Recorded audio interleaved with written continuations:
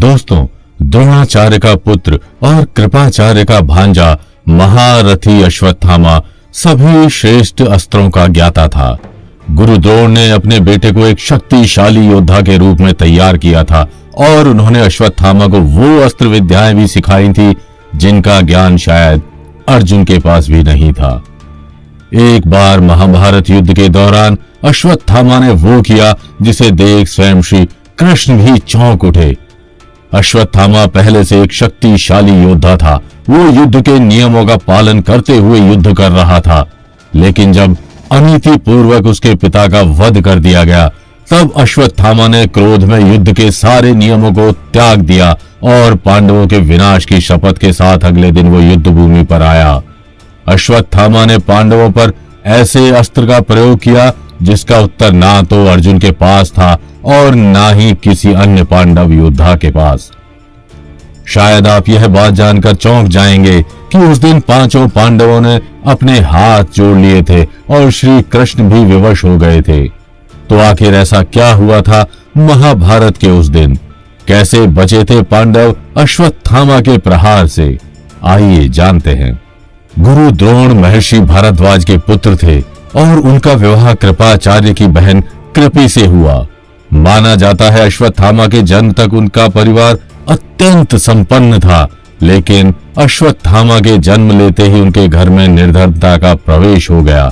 अश्वत्थामा जैसे जैसे बड़ा होता रहा, उनकी आर्थिक स्थिति उतनी ही खराब होती गई।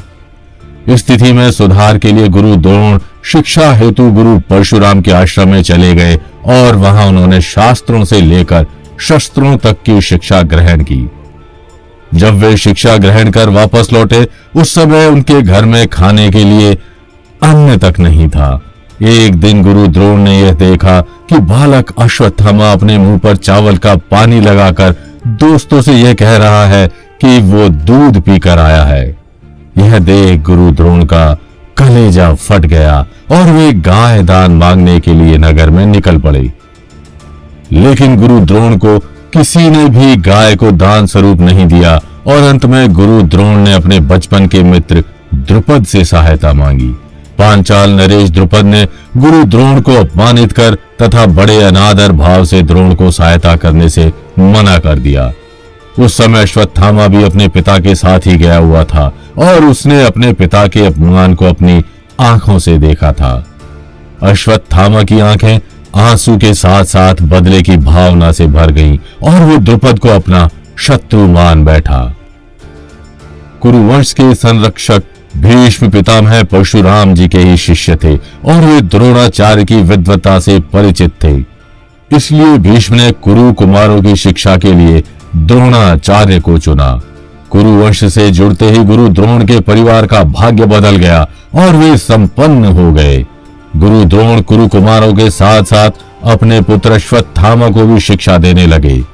अश्वत्थामा ने हर प्रकार के अस्त्र शस्त्र की विद्या ली और धर्म नीति से संबंधित अन्य ज्ञान भी प्राप्त किए। इस प्रकार अश्वत्थामा का निर्माण एक वीर योद्धा के रूप में हुआ। अश्वत्थामा गुरु द्रोण और पितामह भीष्म के समान ही चोटी का योद्धा था तथा धनुर्विद्या में उसकी तरह अन्य कोई दूसरा नहीं था। जब अर्जुन ने द्रुपद को हराकर गुरु द्रोण को गुरु दक्षिणा दिया, तब गुरु द्रोण ने अश्वत्थामा को उत्तर पांचाल का राजा बनाया। अश्वत्थामा के पास अग्न्यास्त्र, वरुणास्त्र, ब्रह्मास्त्र और नारायणास्त्र समेत अनेकों दिव्यास्त्र थे। महाभारत युद्ध में गुरु द्रोण और अश्वत्थामा ही वो दो योद्धा थे जिनको नारायणास्त्र का ज्ञान था। महाभारत के युद्ध में अश्वत्थामा ने अपने पिता की तरह ही कौरवों का साथ दिया और जब उसने युद्ध भूमि पर अपने शत्रु द्रुपद को देखा तब उसकी बचपन की बदले की भावना पुनः जागृत हो उठी। महाभारत के युद्ध में अश्वत्थामा ने अपने बाणों से युद्ध क्षेत्र में तबाही मचा दी। अर्जुन और भीम जैसे बड़े बड़े योद्धाओं के होने के बावजूद अश्वत्थामा ने अनेकों पांडव योद्धाओं को मारा। सूत, सुरथ, शत्रुंजय, बलानीक, शतानीक, जयश्व, श्रुतस्य, हेममाली, पृषध्र और चंद्रसेन जैसे वीरों का वध अश्वत्थामा ने ही किया था।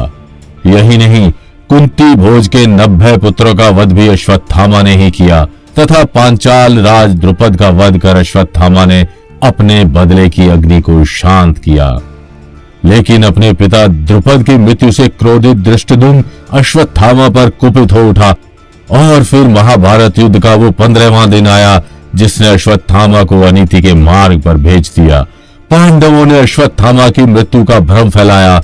गुरु द्रोण ने अपने अस्त्र शस्त्र त्याग दिए और मौका पाकर धृष्टद्युम्न ने गुरु द्रोण का वध कर दिया। अपने पिता की मृत्यु से अश्वत्थामा क्रोध से भर गया। वो न सिर्फ धृष्टद्युम्न बल्कि समूचे पांडव वंश का विनाश करना चाहता था।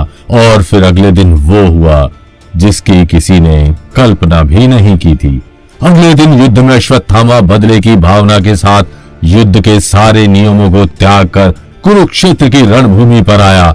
उस दिन उसके सर पर खून सवार था।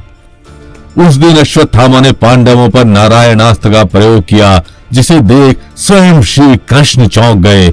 नारायणास्त्र वो अस्त्र था जिसका कोई उत्तर नहीं था। अतः इससे घबराकर अर्जुन समेत सभी पांडव श्री कृष्ण की शरण में चले गए।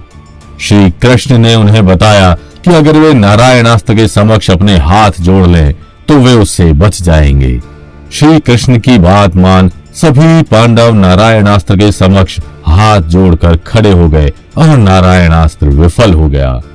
अगर उस दिन श्री कृष्ण पांडवों की सहायता नहीं करते तो अवश्य ही उस दिन पांडवों का विनाश हो जाता। महाभारत का युद्ध समाप्त हुआ और भले ही इसमें दुर्योधन की हार हुई थी, लेकिन इसके बावजूद अश्वत्थामा अंत तक जीवित रहा। अश्वत्थामा ने धृष्टद्युम्न को मारकर अपने पिता की मृत्यु का बदला लिया। अश्वत्थामा ने सोते हुए सभी पांडव पुत्रों का वध कर दिया और अंत में अर्जुन की वधू उत्तरा के गर्भ में पल रहे बालक पर ब्रह्मास्त्र चला दिया। ऐसे में श्री कृष्ण ने उस बालक को बचाया और भीम की सहायता से अश्वत्थामा की उस मणि को निकालकर अंत तक दर्द के साथ भटकने के लिए छोड़ दिया। दोस्तों, अश्वत्थामा कौरव पक्ष का वो योद्धा था जिसने पांडवों को सबसे ज्यादा हानि पहुंचाई थी और अंत तक उन पर भारी पड़ा था। आपके अश्वत्थामा के बारे में क्या विचार है, हमें कमेंट कर जरूर बताएं। और अगर वीडियो अच्छी लगी हो तो इसे लाइक व शेयर कर चैनल को सब्सक्राइब जरूर कर लें।